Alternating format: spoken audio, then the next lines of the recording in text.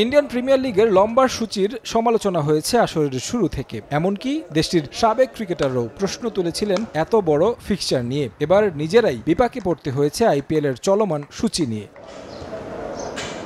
বিশ্বকাপ শুরুর 5 দিন আগে শেষ হবে আইপিএল। 25 মে চেন্নাইতে অনুষ্ঠিত হবে ফাইনাল। তবে ফাইনালের আগেই ক্রিকেটারদের বিমান ধরতে হবে যুক্তরাষ্ট্রের। 25 মে ফাইনালে কোয়ালিফাই না করা দলগুলোর ক্রিকেটাররা প্রথম ধাপে যাবেন বিশ্বকাপ ভেন্যুতে। 27 মে ফাইনাল খেলা ক্রিকেটাররা যোগ দিবেন দলের সঙ্গে।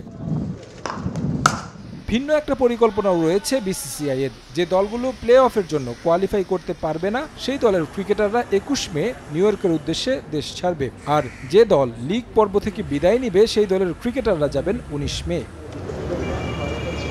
কন্ডিশনের সঙ্গে মানিয়ে নিতে দলগুলো আগে ভাগে যুক্তরাষ্ট্রে সফর করছে। তবে আইপিএল এর কারণে সেই সুযোগ বঞ্চিত হচ্ছে ভারত। গেল বেশ কয়েকটি বিশ্বকাপ আসরে আশানুরূপ ফল পাচ্ছে না টিম ইন্ডিয়া। এবার তাদের ভাগ্যে কি রয়েছে তা সময় বলে দিবে। তবে এবার শিরোপার অন্যতম শক্ত দাবিদার ভারত, কারণ আইপিএল এ দুর্দান্ত ফর্মে রয়েছেন ভারতীয় ক্রিকেটাররা। তাছাড়া গেল ওয়ানডে বিশ্বকাপেও ফাইনাল খেলেছে রোহিত শর্মার দল।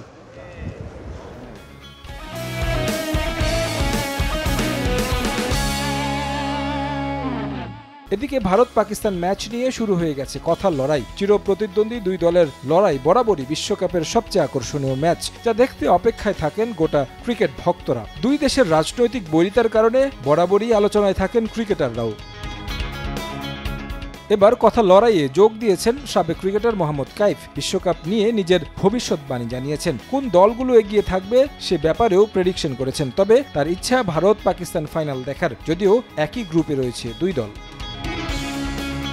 তারেক হাসান শিমুল, সময় সংবাদ।